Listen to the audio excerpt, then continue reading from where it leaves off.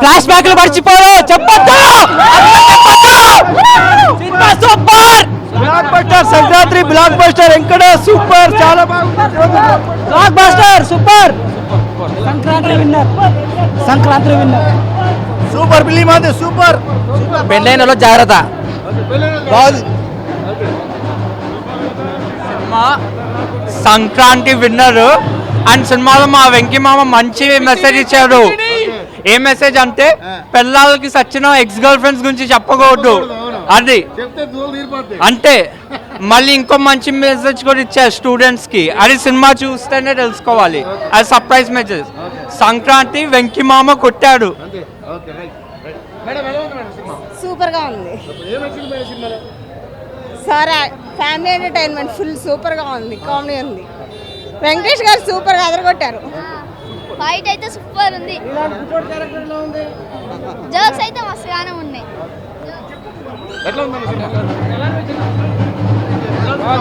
Super అదిరిపోయింది. బాగుంది cinema చాలా బాగుందండి. సినిమా చాలా బాగుంది. సినిమా సూపర్ సూపర్ ఉంది. వెంకీ మామ అదర్స్ బ్లాక్ బస్టర్ బొమ్మ అంతే. ఇంకా సంక్రాంతి సూపర్ సూపర్ గా ఉంది. బాగుంది. బాగా హిట్. ఫ్యామిలీ ఎంటర్టైన్మెంట్ అన్న. సంక్రాంతికి వస్తున్నాం వెంకటేష్ దే అంటే సంక్రాంతికి సూపర్ హిట్ అన్న. ఇంకా ప్రతి వెంకటేష్ ఫ్యాన్ కూడా సూపర్ గా ఫీల్ అవ్వాల్సిన మూవీ ఇది. చాలా ఎక్సలెంట్. మొత్తం అన్నీ ఉన్నాయన్న. సూపర్ అన్నీ ఉన్నాయన్న. అన్నీ మొత్తం వెంకటేష్ సూపర్ అన్న. సూపర్ ఇదే అన్న. తన యొక్క నటనా చాతుర్యంతో బాగా మంచి మూమెంట్లో బయటికి రావచ్చు. కానీ సెకండ్ హాఫ్ ల్యాగ్ ఉంది బాగా. సినిమాకి మైనస్ పాయింట్ చెప్పాలి అంటే ఒక స్టోరీ లైన్ మీద, ఒక చిన్న లైన్ మీద సినిమా మొత్తాన్ని లాగుదామని చూస్తారు. అదే మైనస్. ఎందుకంటే ఒక సంక్రాంతి స్టోరీని జనాలు ఇంకా బాగా ఎక్స్పెక్ట్ చేస్తారు. కానీ అలాంటి సంక్రాంతి మూవీ సినిమాలో లేదు. అడావిడి మొత్తం అయితే బాగుంది. ఓవరాల్గా వెంకటేష్ బాబు అయితే బాగా చేశాడు, మంచిగా ఉంది. బట్ అనిల్ మార్క్ కామెడీ అయితే మిస్ అయిందని చెప్పాలి ఓవరాల్. అంటే F2కి F3కి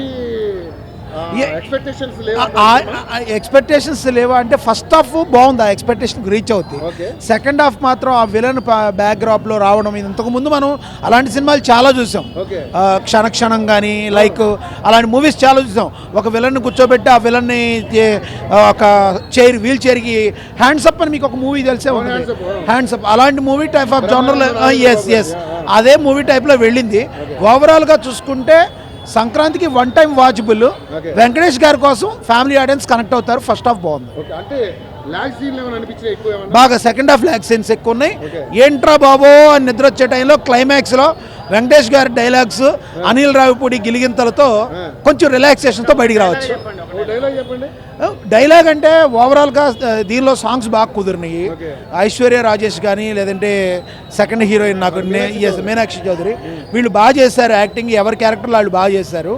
సో మ్యూజిక్ అయితే ఒక సినిమాకి ఒక ప్రాణంగా చెప్పుకోవచ్చు. బీమ్స్ బాగున్నాయి, మ్యూజిక్ బాగుంది. టోటల్గా ఓవరాల్గా చెప్పాలంటే సినిమాకి ప్లస్ ఏదన్నా ఉంది అంటే ఓన్లీ విక్టరీ వెంకటేష్. సినిమాలో బాగా హైలైట్ వెంకటేష్ హైలైట్. బట్ ఇక బయట నుంచి బాబు క్యారెక్టర్ బాగుంది. బాబు క్యారెక్టర్ ఎలా ఉందంటే మీకు పాత సినిమాలో హై ఐకాన్ ఒక సినిమా దానిలో బూతులు తిడుతూ ఉంటాడు బాబు. మీకు ఆ సినిమా ఫ్లేవరు కనబడుతూ ఉంటుంది. బట్ ఓవరాల్గా ఆ బాబు క్యారెక్టర్ బాగుంది. కానీ వెంకటేష్ బాబు అనే ఆయన బాగా తన యొక్క ఫుల్ స్వింగ్తో యాక్ట్ చేశాడు. తన హార్ట్ఫుల్గా ఈ సినిమా సంక్రాంతికి వన్ టైం వాచబుల్ చూడొచ్చు. సినిమాకి మొత్తాన్ని ఈరోజు థియేటర్కి తీసుకొచ్చింది ఆయనే. రమణ గోకుల లేకపోతే ఈ సినిమా లేదు. ఈ సినిమా ఉంది అంటే కారణం గోదావరి గట్టు సాంగ్. వెంకటేష్ బాబు ఆడిన పాట కూడా బాగుంది సెకండ్ హాఫ్లో. ఆ పాట ఒకటి రిలాక్స్. పొంగల్ పాట వెంకటేష్ బాబు పాడిన పాట ఒకటి క్లైమాక్స్. లేకపోతే సినిమా మసి ఏం లేదు.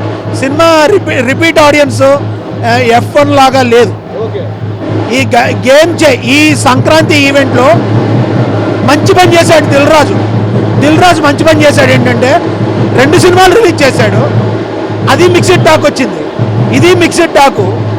లాంగ్ రన్లో 2 సినిమాలో డబ్బులు వస్తాయి. ఓకే సేఫ్ సైడ్ అయ్యాడు దిల్ రాజు సేఫ్ అయ్యాడు. ఓకే మరి డాకు మహారాజ్ ప్రొడ్యూసర్ డాకు మహారాజ్ కూడా ఎస్ డాకు మహారాజ్ కూడా ఆడింది. ఈ సంక్రాంతికి 3 సినిమాలు మిక్స్డ్ టాక్, 3 సినిమాలు యావరేజ్, 3 సినిమాలు సూపర్ హిట్. సో ముగ్గురు ప్రొడ్యూసర్లు హ్యాపీ, ముగ్గురు హీరోలు happy, Telugu people, Andhra Telangana people happy. అందరికీ సంక్రాంతి శుభాకాంక్షలు. ఎలా ఉంది సినిమా? Super sir. ఇలాంటి సినిమా మళ్ళీ రావాలని మళ్ళీ కోరుకుంటున్నాను సార్. స్పెషల్గా జరుపుకోవాలంటే సంక్రాంతికి వస్తున్నాం, సినిమాకి వచ్చేయండి. సినిమా బ్లాక్ బాస్టర్, నవ్వి చచ్చాల్సిందే థియేటర్లో. ఆయన ఏదో అన్ని సినిమాలతో పోల్చుకుంటే మన క్యారెక్టర్ పక్కన పోల్చుకుంటే ఎట్లా బ్రో? అన్ని సినిమాలు ఎవరి స్పెషల్ వాళ్ళకు ఉంటుంది.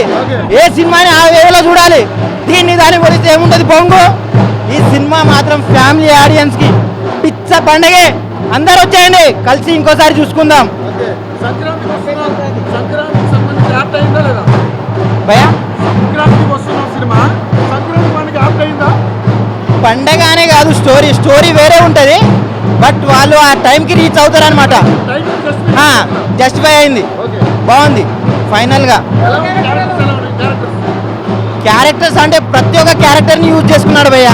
ఒక క్యారెక్టర్ వచ్చి మిడిల్లో వెళ్ళిపోవడం అట్లాంటిది ఏమి ఉండదు. ప్రతి ఒక్క క్యారెక్టర్ని ఎండింగ్ వరకు యూజ్ చేశాడు.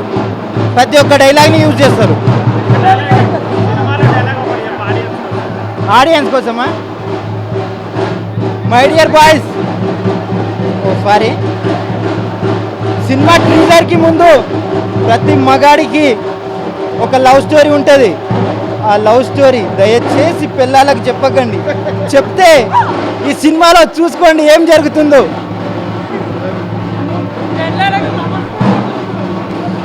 విక్టరీ వెంకటేష్ కొట్టండి భయ్యా, విక్టరీ ఈ సినిమా తోటి.